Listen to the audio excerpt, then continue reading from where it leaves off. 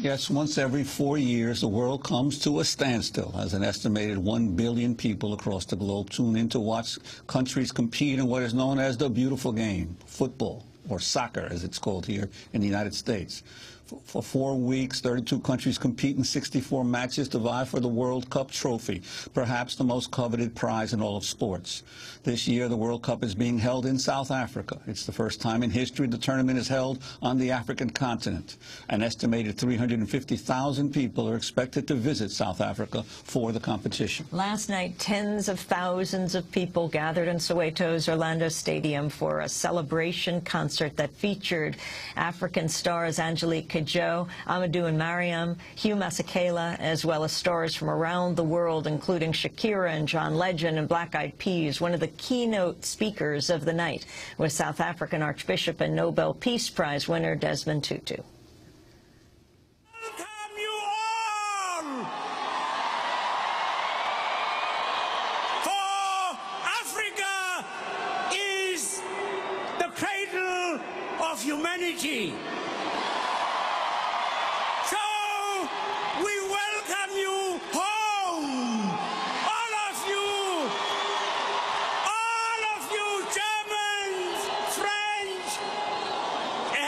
Single one of you, we are all Africans. We're all Africans. Oh!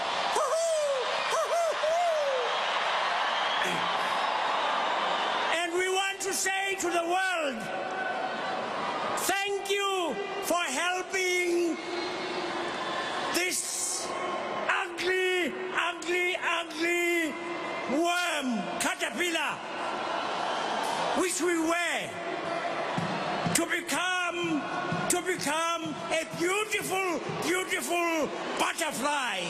We are a beautiful, beautiful butterfly. At the time of this broadcast, the opening ceremony of the World Cup is underway in Johannesburg. One person that is notably absent from the event is Nelson Mandela. South Africa's iconic anti-apartheid leader and first black president is mourning the death of his 13-year-old great-granddaughter, Zanani, who was killed in a car crash as she returned from last night's concert. Well, one of the most overlooked aspects of this year's World Cup is the ongoing struggle of tens of thousands of shack dwellers across the country. Over the past year, shack settlement leaders in Durban, Johannesburg, and Cape Town have been chased from their homes by gangs, arrested, detained without hearing, and assaulted. As the World Cup begins, a shack dwellers movement is mounting what they're calling upside-down World Cup campaign to draw attention to their plight. Raj Patel is a visiting scholar at the Center for African Studies at UC Berkeley, an honorary research fellow at the University of KwaZulu-Natal in Durban. He administers the website. Well, you're going to have to say the name of the website, Raj. Tell us the website and what is happening in South Africa. Okay, so the website is Abahlali, ABAHLALI.org, and the organization is called the Abahlali Basemjondolo, which is Zulu for people who live in shacks. Now, the reason this is an interesting organization is because when we're seeing all the joy around the World Cup, it's important to remember, of course, that the World Cup is not an unalloyed good.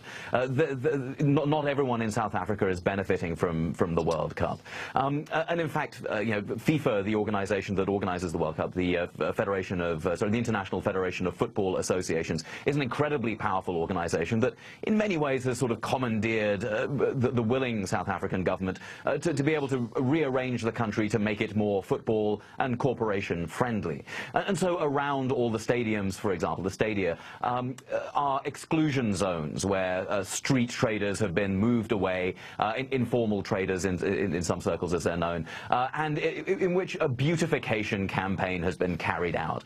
And of course, I mean, this isn't a terribly new idea. I mean, the sporting events around the world, when they happen in the global south, have usually been alibis for a few corporations and a few people to profit massively, and for governments to engage in what they call beautification, or what more rightly is called gentrification and privatization.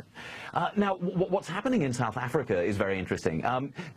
we've seen billions of dollars of subsidy given by the South African government to FIFA.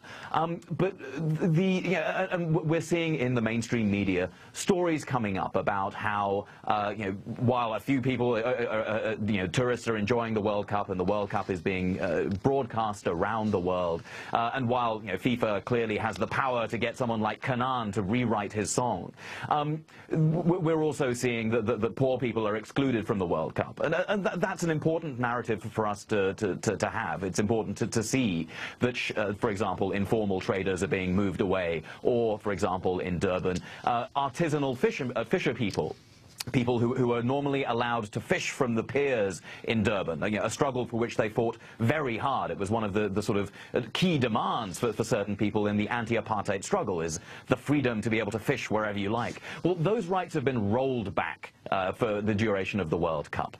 And civil rights have been suspended in some places. I mean, today, for example, there was meant to be a protest in Johannesburg demanding education rights for everyone. But the government has denied the protest permission to march because the police are otherwise occupied, guarding the tourists and making sure that FIFA's property and intellectual property is being safely guarded. Now, what the shack dwellers have been saying, and shack dwellers throughout South Africa number in over 1 million households. Shack dwellers are saying that, well, actually we know, and this is a verbatim quote from Subu Zikode, who is the head of Abahlali Basim Jondolo, the president of the organization. He said, we know that our names are being used we know that we're going to be excluded, but our names are being used to justify the goodness of our country in the world. But the country is divided. There are certain people who are benefiting, and we are excluded. We want to tell the other side of the story. And so the way that they're going to tell the story is by making themselves visible. Some shack dwellers in Cape Town, for example, will be breaking the exclusion zone to set up shacks to show people how they live. And this is an important counter-narrative, because when the media sort of comes in and tells stories about poor people, what often gets left out is the fact that poor people are not just sitting there twiddling their thumbs. They are organizing, and they are using the World Cup just as the World Cup is using them. And so they're using the World Cup as an opportunity to show the rest of the world how they live and the conditions in which they have been left to wait for development to come. So in Cape Town, for example, there will be shack dwellers outside the exclusion zone, within the exclusion zone, and there is a danger that they will be arrested. And within Durban, shack dwellers who were chased from their homes last year will be trying to get back into their communities. They've been asked back by the communities where the violence that excluded them happened. And they've been asked back in large part by women. Now, the organizing that shack dweller organizations like Abahlali do are the kind of organizing that are actually very gender sensitive. They provide childcare, they provide HIV/AIDS drop-in centers, all the things that are desperately needed in communities of poor people. And of course, when we hear the World Cup, when we hear stories about the World Cup, gender is the one thing that gets dropped out. And so what we're seeing is a demand from women in shacks for their leadership and for organizations to come back and to provide support. And so in this moment of World Cup celebration, what organizations of poor people are hoping is that the world media will pay a little bit of attention to what they're doing and to provide some cover for the organizing that will happen long after the World Cup ends and the final whistle blows. And Raj, I'd like to ask you, about $6 billion was spent in the building of these various stadiums. So, how did the government finance all of this, given the huge problems and disparities, income disparities that still exist in the country?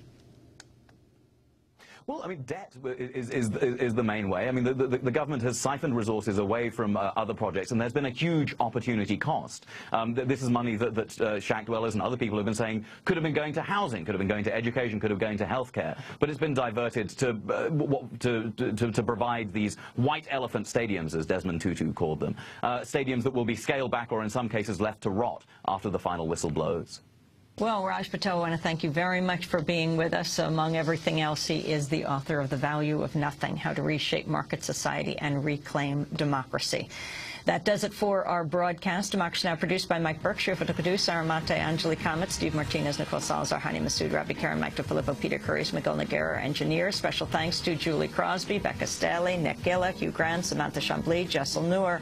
I will be speaking tonight at 4 o'clock at Montgomery College in Silver Spring, and to Saturday at 1 o'clock in St. Paul. Go to our website, democracynow.org. I'm Amy Goodman.